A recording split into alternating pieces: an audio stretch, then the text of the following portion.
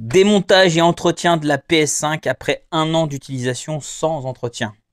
Salut la Xenon Family, bienvenue sur ma chaîne YouTube et merci d'avance de regarder cette vidéo jusqu'à la fin. Ce que j'ai à vous proposer aujourd'hui, c'est qu'après un an d'utilisation intensif de cette PlayStation 5 sans avoir fait d'entretien, on la démonte ensemble pour voir l'étendue des dégâts au niveau de la poussière. On va vraiment tout nettoyer et on le fait ensemble. Alors chez moi, elle est posée à l'horizontale sur son socle. Donc moi, je mets pas la vis ici en dessous, il n'y a aucun intérêt. Pourquoi je la mets à l'horizontale? C'est parce qu'en fait, à l'intérieur, l'espèce de pâte thermique qui fait le refroidissement, en fait, c'est du liquide. Et si on la met debout, ça peut provoquer en fait des dégâts sur la carte mère de la console. Pour enlever les flasques, il suffit juste de tirer au niveau du logo PlayStation qui est ici, vous tirez un petit peu vers vous et vous appuyez vers le bas et le flasque s'enlève tout seul. Donc là, on peut déjà voir l'étendue des dégâts au niveau de la poussière. Donc on va passer un coup d'aspirateur et un coup de pinceau pour enlever tout ça.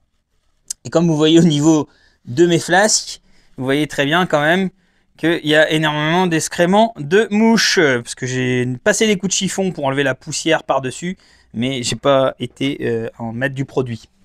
Alors pour l'autre côté c'est pareil le procédé, sauf que vous allez à l'opposé, au coin opposé en fait de l'endroit où vous mettez le CD, vous tirez pareil et vous appuyez et le flasque s'enlève tout seul pareil. Et là vous voyez au niveau du ventilateur c'est pareil, il y a beaucoup de poussière, on va tout aspirer.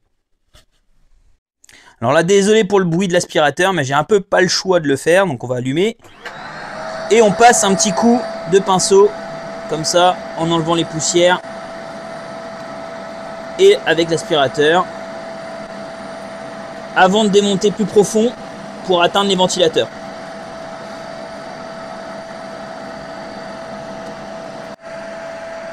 On fait pareil sur les coques, coup de pinceau, on enlève le maximum qu'on peut.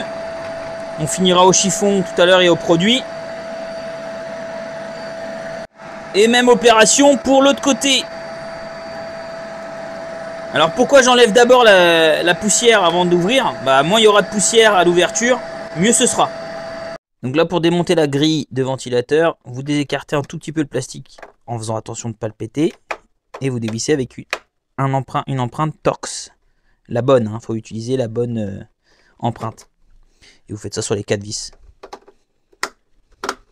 Une fois que vous avez enlevé la petite grille, vous n'enlevez pas le ventilateur sans avoir pris une petite levier en plastique, comme ici, pour décoller cette petite plaque qui est ici, comme ça. Vous faites attention, il y a de la colle dessus. Pour débrancher la fiche, vous munissez une petite pince comme ça. Faites très attention. Et vous déconnectez la fiche tout doucement. Voilà. Ensuite, vous tirez un peu le plastique là pour pouvoir décoller le ventilateur. Et le ventilateur vient tout seul. Et donc là, on a du nettoyage encore. Même procédé que tout à l'heure, aspirateur, petit pinceau, et on y va.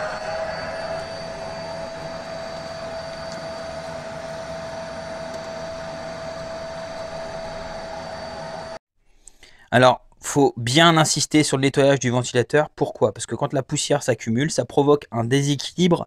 Et du coup, c'est pour ça que votre ventilateur fait plus de bruit. N'oubliez pas, une fois que vous avez fait un côté, de faire l'autre côté, puisque là aussi, il y a de la poussière. Et c'est là que ça vient le plus délicat. Il va falloir faire aussi un petit peu l'intérieur pour enlever l'excédent de poussière.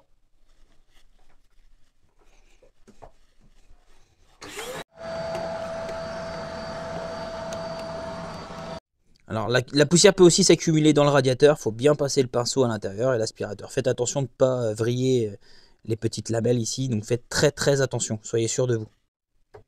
Une fois bien nettoyé, on remonte le ventilateur, on passe les petits câbles ici à l'intérieur de la rigole et on rebranche dans le bon sens, faites attention, la fiche. Il y a un petit ergot, un détrompeur ici.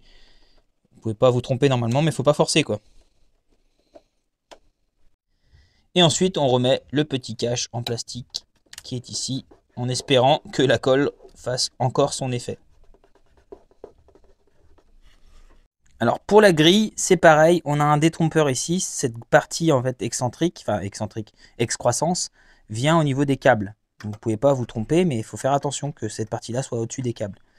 Vous remettez bien dans les deux ergots qui sont ici, et je vais vous montrer quelle vis va où, parce qu'il y a 3 sortes de vis. La petite vis qui est ici, c'est la plus petite, vous ne pouvez pas vous tromper, elle va ici dans ce coin. Pour les plus longues avec les petits pas de vis, donc il y en a deux, elles vont dans les coins ici et là. Et pour la longue avec les pas de vis plus larges, c'est ici en écartant le plastique, en faisant attention de ne pas tout casser. Maintenant, on va passer un coup de chiffon avec du produit. Alors, vous pouvez utiliser du produit à vitre. Moi, j'utilise un produit encore mieux. Et je vais faire un peu de pub pour le copain. C'est du Sanettois. Donc ça, c'est le prototype. Et ouais, on a des avantages à être sur YouTube et sur TikTok. C'est le prototype de Sanettois de la boutique Coben Shop. Alors, je suis pas payé pour vous parler de ce produit, mais il est vraiment génial. Et ça file un petit coup de main au copain. Donc voilà, il n'y a pas de partenariat. Il m'a juste offert le prototype pour que je le teste. Et je vous dis que c'est un bon produit. Et donc là, on va nettoyer avec un peu de produit. On y va. On fait attention que le chiffon soit pas trop humide quand même. Hein. Ça reste de l'électronique. Et on nettoie. Il n'y a même pas besoin de frotter. Regardez-moi ça, comment ça part. Nickel. C'est trop propre et trop satisfaisant à faire. Et on fait pareil sur les flasques. On met du produit et on frotte.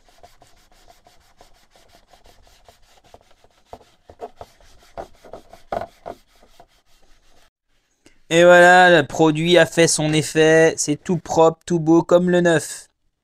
On fait pareil à l'intérieur, et puis bien sûr on n'oublie pas le deuxième, hein. On y va comme le premier. Alors comme vous pouvez le voir, on peut imprimer en 3D aussi ses propres coques de PS5, et du coup les imprimer dans la couleur qu'on veut, noir, rouge. Et on peut aussi les personnaliser, faire des décors Marvel ou autre. Tiens, donnez-moi en commentaire si vous avez une idée de personnalisation, c'est bon à prendre. Donc pour remettre les flasques, vous penchez un petit peu la console, vous mettez les ergots dans leur trou, vous faites attention que tout est bien mis, et vous mettez vers le haut comme ça, et ça se clipse, nickel. Pareil pour l'autre côté. Comme ça, dans les ergots, on vérifie qu'on est bien positionné, et on lève, tout simplement. Et voilà une PS5 toute propre comme le neuf, ça mange pas de pain, c'est assez facile à faire soi-même, et il faut le faire régulièrement, bien plus régulièrement que moi je l'ai fait au bout d'un an. Un énorme merci d'avoir regardé cette vidéo jusqu'au bout. C'est un truc de fou. On a gagné 2000 abonnés en une semaine. Vous êtes des grands malades. Merci, un énorme merci. Et je vous promets du lourd dans les prochaines semaines qui suivent.